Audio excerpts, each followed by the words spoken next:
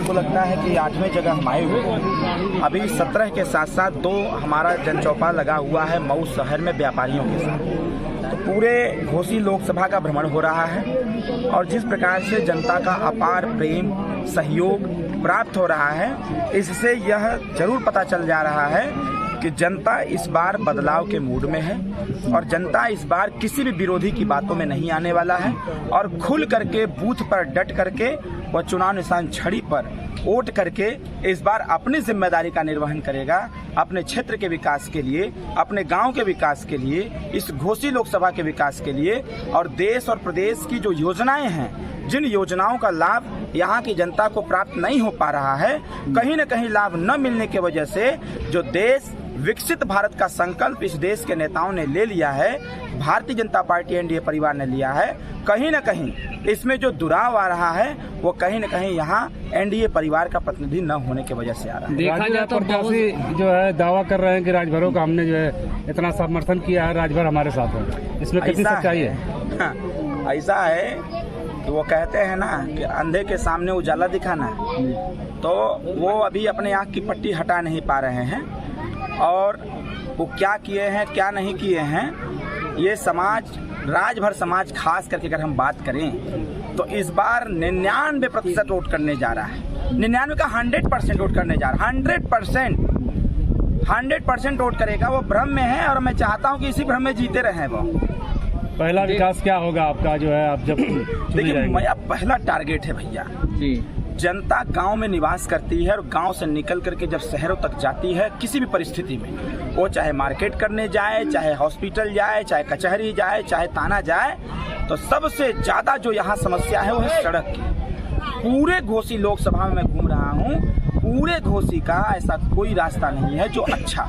कहीं न कहीं जनता की भी मांग सबसे पहले यह है कि पहले रास्ते सही हो जाए। गांव में जब प्रवेश कर रहे हैं तो गांव में प्रवेश करने के बाद जो रास्ते बने हुए हैं, खड़ंजा वगैरह जो भी है, उसी के बीच में नाली एकदम पूरा भरा हुआ है, तो कहीं ना कहीं इसकी भी जबरदस्त समस्या है। इससे एक समस्या उत्पन्न होती है, गांव में जब पानी भरा हो जाता है, बारिश के समय में गंदगी फैलती है, उससे बच्चों को डायरिया भी होता है, तमाम महिलाएं बीमार होती हैं, बुजुर्ग बीमार होते हैं। तो कहीं ना कहीं स्वास्थ्य संबंधी सेवाओं को सुदृढ़ करने की आवश्यकता है। जो भी बड़े बड़े गाँवों में या फिर सेंटर पॉइंट पर छोटे छोटे अस्पताल खोले गए हैं जो जर्जर हालत में हैं, बंद अवस्था में हैं, मेरी दूसरी प्राथमिकता होगी कि स्वास्थ्य संबंधी सेवाओं को ठीक करने के लिए उस हॉस्पिटल को मरम्मत करा करके, डॉक्टर को परमानेंट करके उस गांव, उस इर्द गिर्द के लोगों को अच्छी सुविधा उपलब्ध। आप कह रहे हैं कि जनता एक इस बार बदलाव चाहती है, लेकिन वही जनता इस महंगाई से परेशान है। देखा जाए कि यहाँ पे सौतेला व्यवहार किया जा रहा है। राजस्थान में 450 रुपये सिलेंडर है,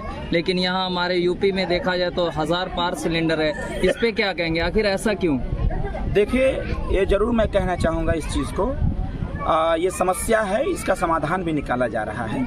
अभी माननीय प्रधानमंत्री जी ने इस चीज़ की घोषणा भी किया है कि जिस प्रकार से महंगाई देश में है वर्तमान समय में, उससे निजात दिलाने के लिए उनका प्रयास जारी है। जैसे छोटी छोटी चीज़ें जब हम जनता की मैक्सिमम समस्याओं का समाधान करें, जैसे 5 लाख रुपए का जो इलाज की बात कही जा रही है, कहीं ना कहीं गरीब व्यक्ति के परिवार में किसी की तबीयत खराब हो जा रही है तो उसकी जो जमा पूंजी है वो भी खत्म हो जा रहा है। तो ऐसे लोगों के लिए सरकार ने आयुष्मान कार्ड का एक व्यवस्था बनाया और उसके द्वारा अस्पताल में इलाज भी होगा। इससे ऊपर उठा जाए, गरीब के पास अगर 1-2 बिस्सा जमीन है, अगर इलाज में उसके 10 लाख रुपए का खर्चा आ रहा है, तो उसके लिए हम लोग प्रयास कर रहे हैं, अपने सभी जनप्रतिनिधियों से आग्रह कर रहे हैं कि जो सरकार के मुख्यमंत्री राहत कोष से जो पैसा प्राप्त होता है, 500 रुपया से लेकर के 25 लाख रुपए का जो अनुदान मिलता है, हम लोगों ने उस पर काम किया है। अब तक 18 करोड़ रुपया हम लोग दे रखा है। सबसे पहले इस बोझ को खत्म करना है। दूसरी बोझ बिजली बिल की जो है, हम लोग प्रयासरत हैं। अभी पिछले अक्टूबर, नवंबर, दिसंबर और 14 जनवरी तक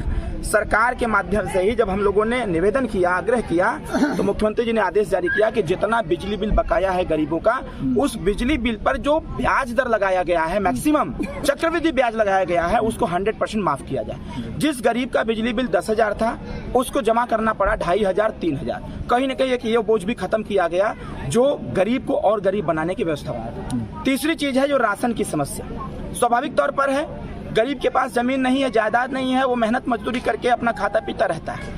राशन का जो वितरण चालू हो गया, कहीं ना कहीं थोड़ी सी उससे उसको राहत प्राप्त हुई। इसके साथ साथ एक साल में जो 3 बार 2000 रुपया प्राप्त हो रहा है, ये भी उसके लिए कारगर हो रहा है। इसके साथ साथ जो मनरेगा में सरकार के द्वारा काम दिलवाए जा रहे हैं कि मनरेगा के माध्यम से गरीब तबके के लोग काम करेंगे, जो उनकी मजदूरी पहले 350 रुपया थी उसको भी बढ़ा करके 500 रुपया और 500 से 1250 रुपया करने का। देखा जाए तो आप कह रहे राशन दिया जा रहा है, लेकिन राशन दे के कहीं ऐसा नहीं हो रहा है कि बच्चे उनके नौजवान बेरोजगार हो रहे हैं? आखिर रोजगार क्यों नहीं दिया जा रहा है? जो रोज मतलब पढ़े लिखे लोग हैं, आज पकौड़े तल रहे हैं, तो या फिर कुछ किसान हैं बेचारे वो दौड़ रहे हैं, कितनी बार तैयारियां करने के बाद भी उन्हें ISPCS की तैयारी करने के बाद भी नौकरी नहीं मिल रही है।